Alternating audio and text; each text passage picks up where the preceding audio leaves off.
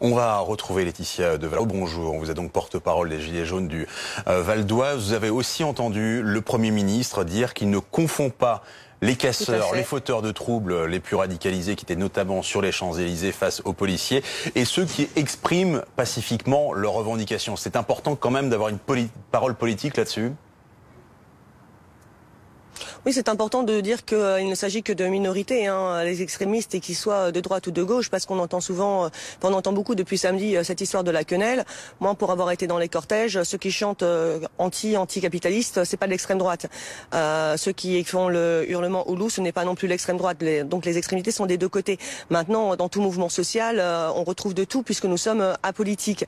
Moi, je tiens à revenir sur la situation de la rue de Vignon, puisque Monsieur le Premier ministre ne tenait pas à en parler. Rue de Vignon, où pendant 6 heures, des centaines de manifestants pacifistes ont été parqués tels des animaux, n'avaient pas la place pour s'asseoir au sol, n'avaient pas accès aux sanitaires, n'avaient pas accès à la boisson, n'avaient pas accès à de la restauration. Et pendant 6 heures, nous n'avons rien fait. Pendant 6 heures, nous ne nous sommes pas rebellés contre les forces de l'ordre. Nous avons pris notre mal en patience, nous avons chanté la Marseillaise, nous avons été solidaires et personne ne parle de cette rue Vignon où, ni plus ni moins, nous avons été mise en garde à vue à ciel ouvert, mais de façon cachée et dissimulée. Pourquoi ne pas parler de ces centaines de citoyens, tout ça pour attraper discrètement Monsieur Drouet et le mettre en garde à vue alors qu'il était d'un mouvement purement pacifiste.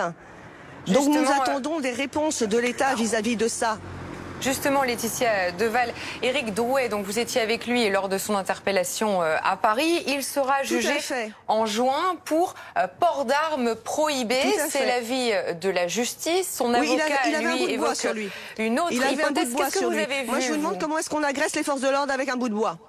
Moi, j'ai vu un mouvement qui se rétrécissait de la part des forces de l'ordre sur la droite et sur la gauche, de telle sorte à ce qu'effectivement nous ne pouvions plus bouger et que nous étions de plus en plus parqués. D'un seul coup, nous avons 15 personnes des forces de l'ordre qui sont intervenues en moins de 10 secondes pour exfiltrer Monsieur Drouet, qui était juste en train de discuter avec l'ensemble des Gilets jaunes, tranquillement, les mains dans les poches, sans rien de vindicatif, ni dans ses termes, ni dans ses gestes, qu'il a été donc exfiltré de façon violente, qu'il s'est retrouvé au sol, qu'il a pris des coups de pied, que nous nous sommes fait gazer à bout portant.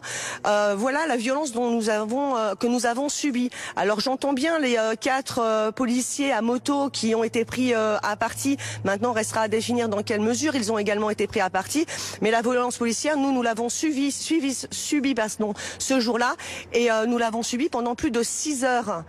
L'arrestation de Monsieur Drouet, alors pour port d'armes illicites de catégorie D, si j'entends bien, il s'agit d'un bout de bois. Qu'est-ce que vous voulez aller faire avec un bout de bois contre des forces de l'ordre, contre des CRS qui ont des casques et on peut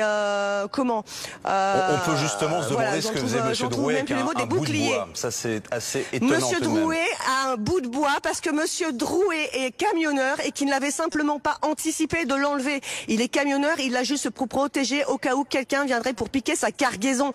Il faut arrêter de sortir les choses du contexte. Enfin, n'importe qui peut avoir un bout de bois. C'est un bout de bois. Non, c'est pas une arme, un bout de bois. Votre enfant ramasse un bout de bois dans la rue, c'est une arme. Votre fils ramasse un bout de bois, c'est une arme. D'accord, donc on dira à tous les enfants de ne pas prendre de bout de bois. C'est une arme. C'est vous qui le dites. Les bouts de bois sont désormais interdits. Ne prenons plus de bout de bois. C'est la justice qui le dit et il sera jugé pour ça de toute façon. Non mais c'est vous qui le relayez. C'est vous qui le relayez. On le relaie, en tout cas, elle y était, l'arme en tout cas. Oui, c'est une. Et puis pour une manifestation en vue de violence et dégradation. Je rappelle quand même qu'on était des centaines parqués sur même pas 100 mètres carrés. Elle est là, la violence. C'est cette violence-là qu'il faut dénoncer. Il faut pas parler des 2-3 petits débordements qui ont eu lieu à droite à gauche. C'est cette violence-là qu'il faut dénoncer. Et il faut arrêter de minimiser le mouvement. Même le mouvement des syndicats, même les syndicats de police disent qu'on était plus de 300 000 manifestants en France et non pas à 36 000. Le gouvernement cherche à minimiser les gilets jaunes et à nous étouffer. Eh ben non, nous sommes toujours là et nous sommes toujours motivés et nous ne lâcherons rien parce que les propositions du gouvernement, nous les avons rejetées dès le début. Nous en attendons beaucoup plus et nous ne lâcherons rien. Voilà, ce qu'on essayait de dire Laetitia Deval, c'est donc que ce sera à la justice de trancher et que ce morceau de bois d'une trentaine de centimètres, comme nous l'expliquait son avocat, est pour l'instant. Non, pas 30 centimètres. La décision non. 30 centimètres, il n'a pas mis dans sa culotte non plus. Non, mais c'est ce qu'a dit son avocat, madame, lorsqu'il a été interrogé non, mais 30 sur notre centimètres, antenne. j'étais à côté de lui. 30 centimètres, vous vous rendez compte de ce que ça fait? Non mais ce sont les mots de son avocat. Je ne prends pas à partie, je vous relais la parole de l'avocat de Monsieur Drouet qui a pris la parole sur BFM TV. Et donc pour l'instant c'est considéré comme une arme par destination. Mais ce sera à la justice de trancher. Madame Deval, qu'est-ce que vous attendez désormais? On entendait Édouard Philippe, le Premier ministre, qui disait un débat d'accord pour la suite. Il faut un retour à l'ordre. Quelle est la suite maintenant pour vous, pour votre mouvement?